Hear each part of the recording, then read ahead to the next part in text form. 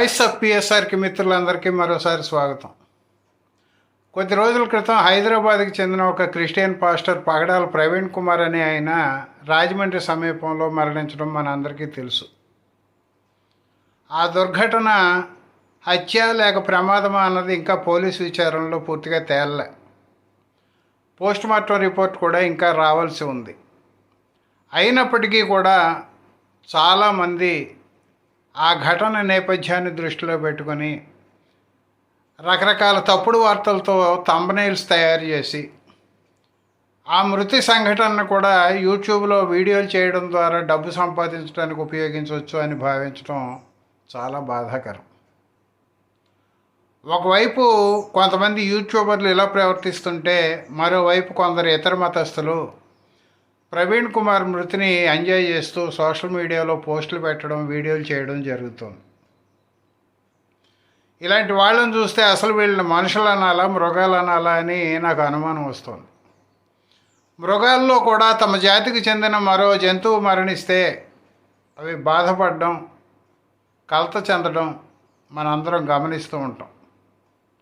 మరి సాటి మనిషి మరణిస్తే అతని మతం కారణంగా ఆ మరణాన్ని ఎంజాయ్ చేస్తూ పోస్టులు పెడుతున్నాం, వీడియోలు చేస్తున్నామంటే అసలు మనం మనుషులుగా చెప్పుకోవడానికి అర్హులమేనా అని చెప్పి అలాంటి వాళ్ళు ప్రశ్నించుకోవాలి.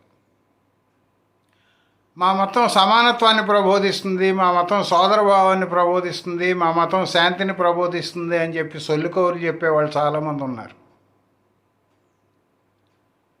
మతం పేరు మీద ఇంకొక మతస్థుడు మరణిస్తే దాన్ని పండుగలా భావిస్తూ పోస్టులు పెడుతున్నారంటే మీరు మత ప్రచారకులా లేదంటే మరొకట అన్నది మిమ్మల్ని మీరే ప్రశ్నించుకోవాల్సినటువంటి అవసరం.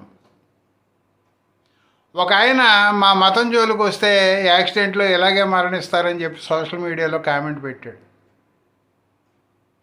ఇంకొక ఈవిడ మహిళ అని చెప్పడానికి కూడా నాకు సిగ్గుగా ఉంది. ప్రవీణ్ కుమార్ గారి మరణాన్ని ఎంజాయ్ చేస్తూ ఆవిడ ఆనందంగా పాటలు పాడుతూ ఒక వీడియో చేసి అప్లోడ్ చేసింది.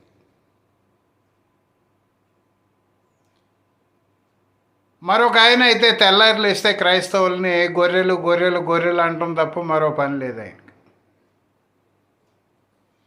అయ్యా, ప్రతి మతస్థుడి దృష్టిలోనూ కూడా ఇతర మతాల్లో ఉన్న వాళ్ళందరూ గొర్రెలే. ఆ విషయం కాస్త తెలుసుకోండి. మేము ఆ మతాన్ని విమర్శిస్తున్నాం, ఈ మతాన్ని విమర్శిస్తున్నాం అని చెప్పి ఏదో ఒక మతంలో కూర్చుని రాళ్ళు వేస్తున్నారు అంటే మీ మతంలో ఉన్న లొసుగుల్ని గుర్తించకుండా ఇతర మతాల్లో ఉన్న లొసుగుల్ని మాత్రమే గుర్తిస్తున్నారని అర్థం. యేసుకు తండ్రి ఎవరు, యేసు ఎలా పుట్టాడని చెప్పి వెటకారంగా ప్రశ్నించేవాళ్ళు తాము నమ్మే దేవుళ్ళు ఎలా పుట్టారో వాళ్ళకి తల్లిదండ్రులు ఎవరో ఎప్పుడైనా ప్రశ్నించుకున్నారా? పరిశుద్ధాత్మ మరియకి ఎలా గర్భం చేస్తుంది అని ప్రశ్నించేవాళ్ళు పాయసానికి, గాలికి, సూర్యుడికి పిల్లలు ఎలా పుడతారో ఎప్పుడైనా ఆలోచించారా? తమ మతం దగ్గరికి వచ్చేటప్పటికి అహేతుకంగా ప్రవర్తిస్తూ ఇతర మతాలని మేమేదో హేతుబద్ధంగా ప్రశ్నిస్తున్నాం అని చెప్పుకునే వాళ్ళని చూస్తే నాకు అప్పుడప్పుడు సానుభూతి కలుగుతూ ఉంటుంది. నేను ఇలాగంటే కొంతమందికి అనుమానం రావచ్చు, మీరు కూడా మత విమర్శ చేస్తుంటారు కదా అని. అవును, నేను మత విమర్శ చేస్తాను. నా ఇంగిత జ్ఞానాన్ని ఏదో ఒక మతానికి పరిమితం చేయకుండా అన్ని మతాలకే అప్లై చేస్తాను. నేను మత విమర్శ చేశాను అంటే విషయపరంగానే విమర్శ చేస్తాను తప్ప ఎవరిని వ్యక్తిగతంగా టార్గెట్ చేయను. ఇప్పుడు నేను చెప్పినటువంటి వ్యక్తుల్ని, మత ప్రచారకుల్ని మీరు గమనించండి. వాళ్ళు వ్యక్తిగతంగా దూషణలకు దిగుతూ వీడియోలు చేయడం మనందరికీ తెలుసు.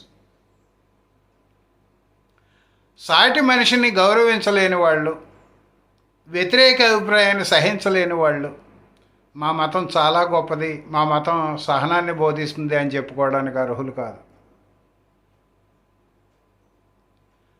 ఈవేళ మరణించిన పగడాల ప్రవీణ్ కుమార్ గారు కూడా భారతీయుడే, ఈ దేశంలో పుట్టినవాడే. మనందరం భారతీయులు అని ఒక పక్క చెప్పుకుంటూ ఈ భారతీయుల్ని మళ్ళీ కులపరంగా, మతపరంగా వేరు చేసి చూడడం, వాళ్ళు ఎవరైనా మరణిస్తే దాన్ని ఎంజాయ్ చేస్తూ పండుగల చేసుకోవడం ఏ మేరకు సాగు? అసలు మతాల పేరు మీద జరుపుకునేటువంటి చాలా పండుగల వెనక మరణాలే కనిపించడం మరో కోణం. దుర్మార్గుల్ని చంపివేయడం కారణంగా పండుగలు జరుపుకుంటున్నాం అని చెప్పి కొంతమంది మతస్థులు కొన్ని పండుగలు వెనుకున్న కథనాలను వినిపిస్తూ ఉంటారు. దుర్మార్గుల్ని చంపి పండుగలు జరుపుకోవాలంటే ఈవేళ సమాజంలో లక్షలాది మందిని చంపాలి. పురాణాల్లో చెప్పిన దుర్మార్గాల కంటే ఎక్కువగా దుర్మార్గాలు చేసేవాళ్ళు మన మధ్యనే ఉన్నారు ఈవేళ.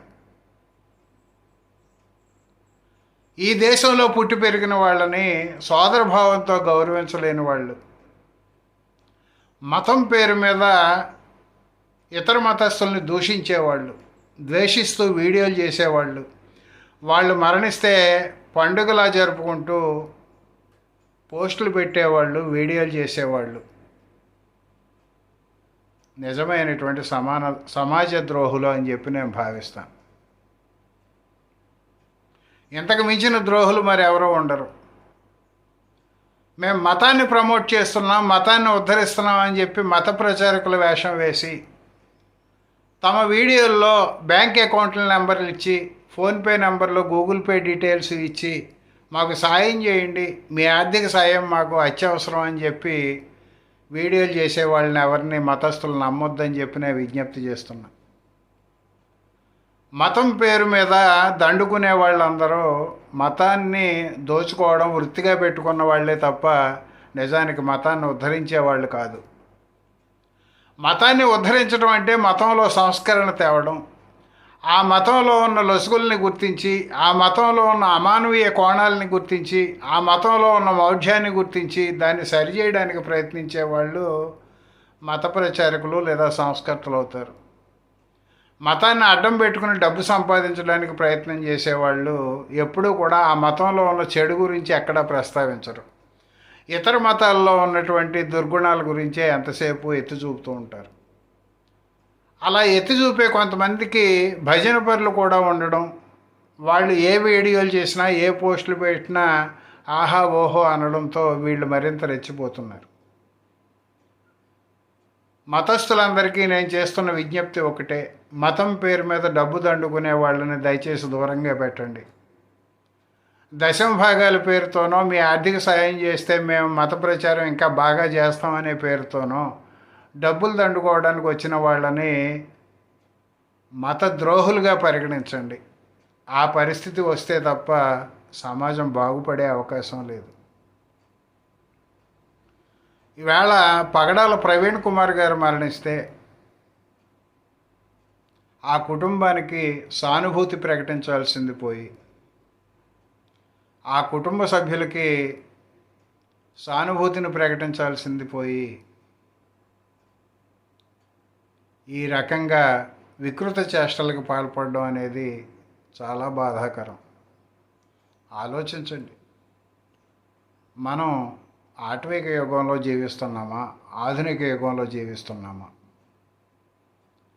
మనం చెప్పే మానవత్వాన్ని నిజ జీవితంలో ఆచరిస్తున్నామా లేదా? మనం చెప్పేటువంటి మత విలువలు నిజంగా విలువలుగా మనం భావించి వాటిని ఆచరణలో పెడుతున్నాము?